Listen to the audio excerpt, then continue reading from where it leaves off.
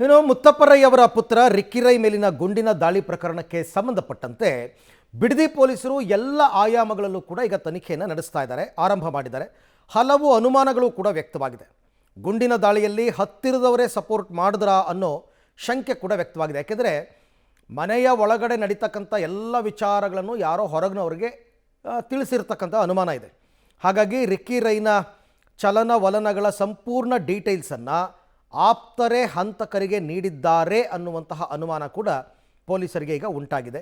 Ricky Rai ಕೊಲೆಗೆ ಯಾಕೆ ಸಹಾಯ ಮಾಡ್ತಾರೆ, ಹಾಗಾದರೆ ಏನಾಗಿತ್ತು, ಈ ಹಿಂದಿನ ವಿಚಾರಗಳು ಏನಾಗಿತ್ತು ಅಂತಕ್ಕಂಥದ್ದು ಕೂಡ ಬಹಳ ಮುಖ್ಯವಾಗುತ್ತೆ.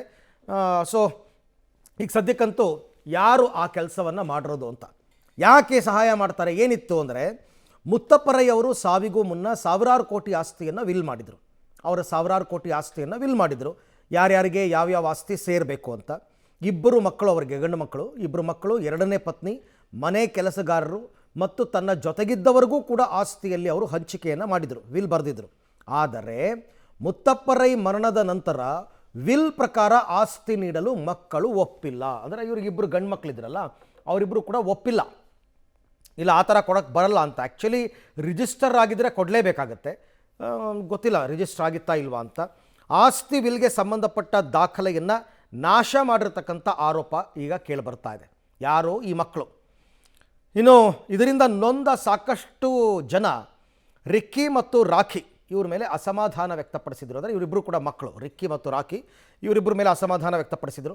ಮುತ್ತಪ್ಪ ರೈ ಅವರೇ ಕೊಟ್ಟಿದ್ದಾರೆ ನಮಗೆ ಆಸ್ತಿನ, ಇವರು ಕೊಡಕ್ಕೆ ಒಪ್ತಾ ಇಲ್ಲ, ಡಾಕ್ಯುಮೆಂಟ್ಸನ್ನು ನಾಶ ಮಾಡಿದ್ದಾರೆ ಅಂತಕ್ಕಂಥದ್ದು. ಇದೇ ಕಾರಣಕ್ಕೆ ಹಂತಕರ ಜೊತೆಗೆ ಕೆಲವರು ಕೈ ಜೋಡಿಸಿರುವ ಶಂಕೆ ವ್ಯಕ್ತವಾಗ್ತಾ ಇದೆ. ಇದೇ ಮೇನ್ ರೀಸನ್ ಅಂತ ಹೇಳಲಾಗ್ತಾ ಇದೆ. ಬಹುತೇಕ ಆಸ್ತಿ ವಿಚಾರಕ್ಕೆ ರಿಕ್ಕಿ ಹತ್ಯೆಗೆ ಸಂಚು, ಆಲ್ಮೋಸ್ಟ್ ಇದೊಂದೇ ರೀಸನ್ ಅಂತ ಹೇಳಲಾಗ್ತಾ ಇರೋದು. 4 ತಂಡಗಳಿಂದ ಹಲವು ಆಯಾಮಗಳಲ್ಲಿ ತನಿಖೆಯನ್ನು ಈಗ ಪೊಲೀಸರು ಚುರುಕುಗೊಳಿಸಿದ್ದಾರೆ. ಅಂದರೆ ಯಾವಾಗಲೂ ತನಿಖೆಯನ್ನು ಆರಂಭ ಮಾಡಬೇಕಾದ್ರೆ ಮೋಟೋ, ಉದ್ದೇಶ ಏನು ಅಂತಕ್ಕಂಥದ್ದನ್ನು ಮೊದಲು ಇಟ್ಟುಕೊಂಡು ಅದರ ಆಧಾರದ ಮೇಲೆ ತನಿಖೆ ಮಾಡ್ತಕ್ಕಂಥದ್ದು. ಇಲ್ಲೂ ಕೂಡ ಹಾಗೆ ಶುರು ಮಾಡಿದ್ದಾರೆ. ಬಟ್ ಆಮೇಲೆ ಇದು ಬದಲಾಗ್ಬೋದು, ಬೇರೆ ಬೇರೆ ಕಾರಣಗಳಿಗೆ ಅಟ್ಯಾಕ್ ಆಗಿರ್ಬೋದು.